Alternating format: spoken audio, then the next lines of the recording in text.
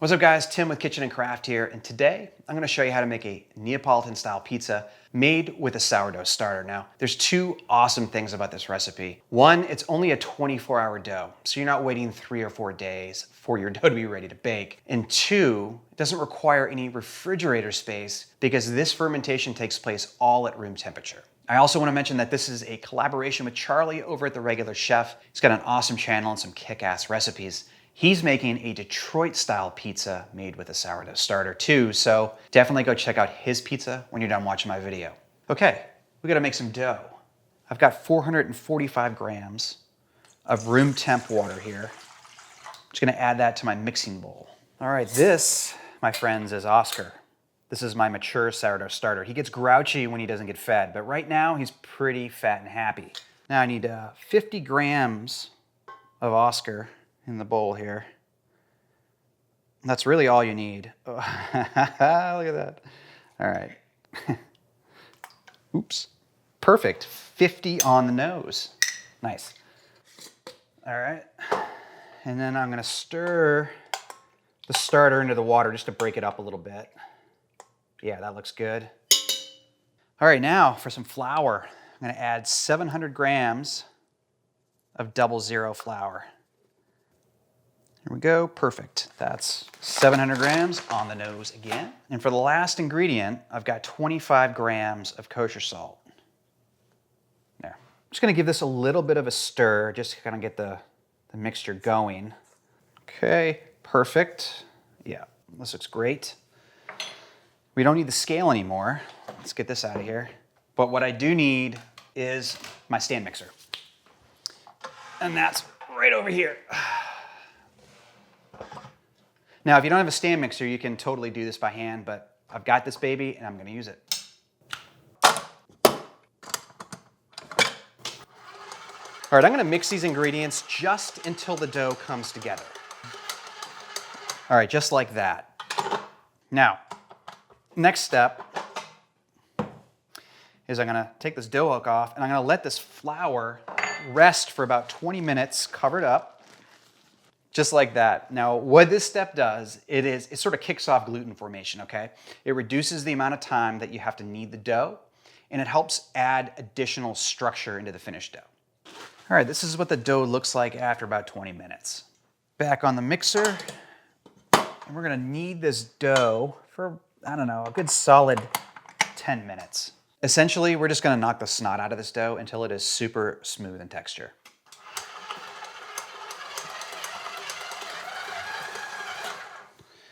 Yeah, that looks great. Beautiful. This dough is 65% hydration, okay? And it's about 1,200 grams. So you're gonna get 4 dough balls that are right around 300 grams each. That's perfect for the Ooni oven, which we'll be cooking these pizzas in today. All right, makes a good 12-inch to 13-inch size pizza. What I'm doing here is I'm just shaping this dough into a nice round ball, creating some surface tension on the dough itself. You can also use one of these dough scrapers and just sort of push the dough around on the counter a little bit. And it sort of does the same thing, but I find that I prefer, this method. But we're good. This looks nice and tight.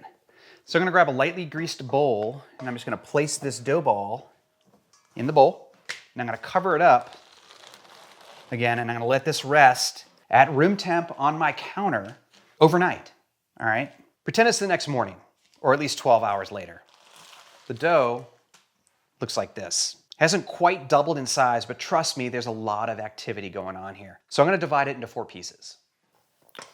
So I'm using a bench scraper here, and I'm just getting as much of the dough out of the bowl as I can. Try not to leave too much behind.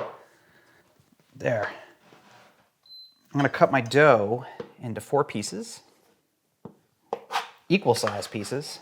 They should each be about 300 grams. Yeah, so, okay, I'm off by about 30. So, wow, look at that, $2.99, close enough.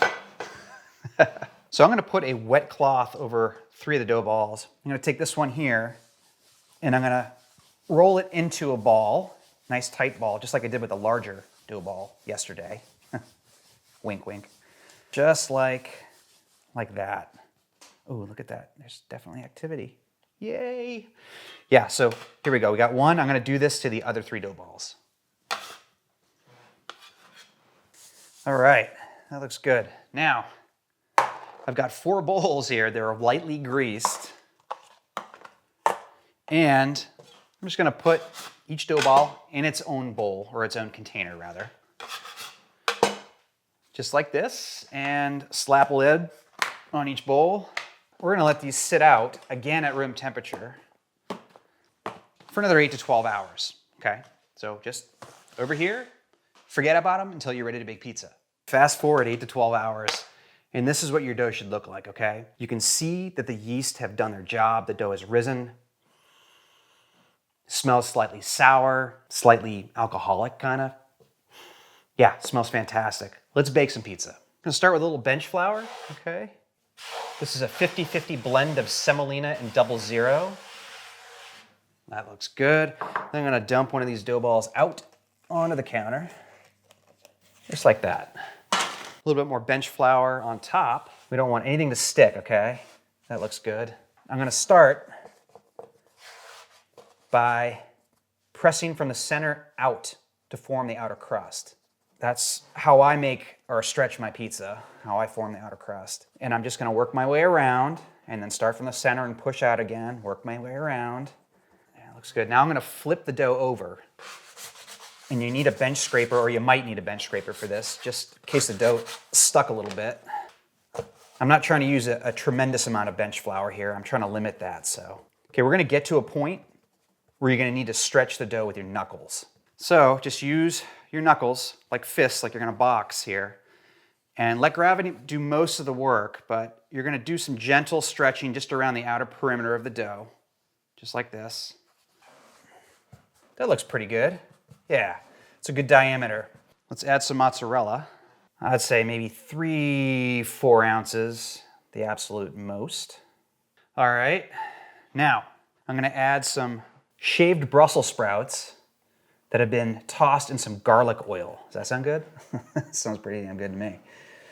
All right. I'm gonna add some pancetta that's been just ever so slightly rendered. I want it to get crispy when it goes in the uni. I don't want to throw raw pancetta in there. 2 more ingredients to go here. A little fresh Parmigiano Reggiano. Probably did a terrible job of pronouncing that, but a little parm, how about that? Got an egg. That's right, we're putting an egg on this pizza. Right in the center. Oh, I got some shell on there. Boo. There we go. Oh, no, wait, there's one more over here. Tim really messed up. Oh, no. There we go. Now it's gonna go on a floured peel, and we'll bring it outside and throw it in the uni. There we go. All right, guys, I got this uni fired up. I'm gonna try to give you a real-time bake, all right? So I've got it cranked up all the way. Internal temp's about 900 degrees. And as soon as I start to see leopard spotting starting to occur on the inner part, like the crust on the back of the oven, I'm gonna turn the heat right down. Yeah.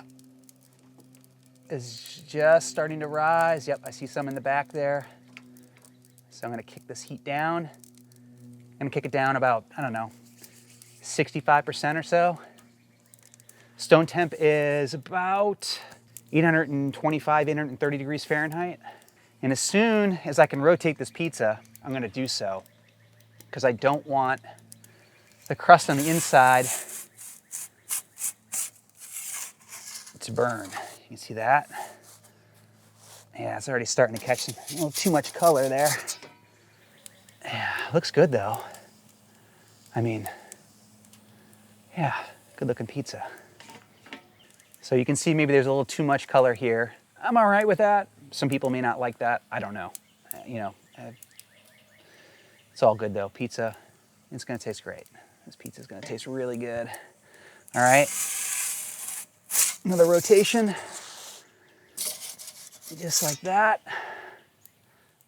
And the dough on the bottom, yeah, it's starting to get kind of dark. So when the crust on the outside starts to leopard spot, on the other side of the pizza toward the back of the oven, I'm gonna pull this out to the outer edge where it's a little cooler, and I'm gonna finish cooking the pizza.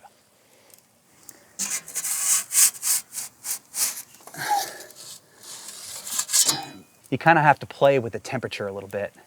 Kind of go back and forth between hot and a little cooler. Here we go. I'm gonna turn the oven back down a little bit.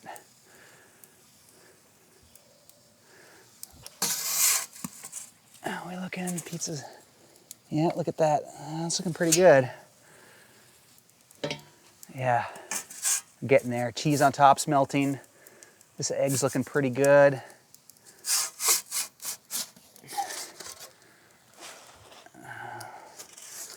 Very, very close. Yeah, let's move this back a little bit. There we go. I'm actually gonna cut the heat down even further. It's looking pretty good.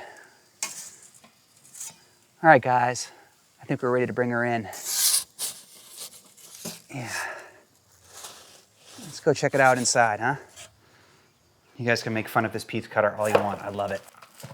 Right through the yolk.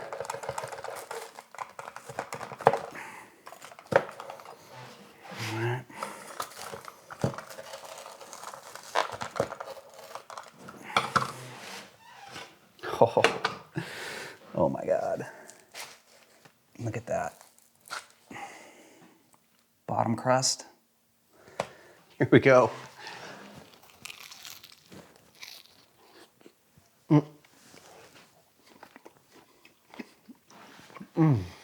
Wow.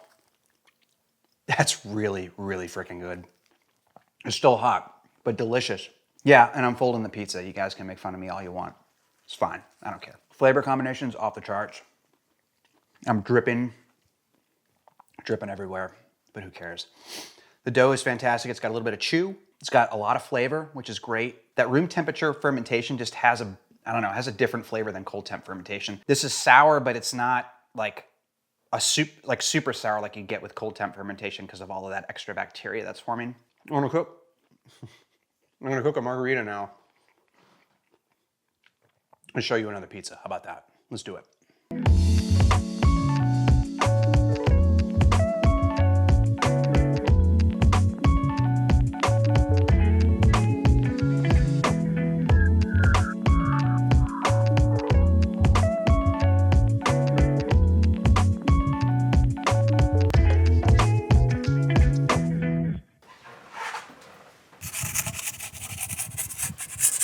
All right, and I gotta keep an eye on the heat here. We're awfully hot. Spin it. Yeah, that's looking pretty good, huh? Yeah, that looks good. Yeah, that's pretty good looking pizza. All right. There we go. Classic margherita. What do you guys think? I think that looks pretty good, man. Some decent leopard spotting around the edges. Toppings are cooked just right. It's a good size. Bottom of the dough, that looks pretty good. I mean, I typically just like fork and knife the entire pizza, but.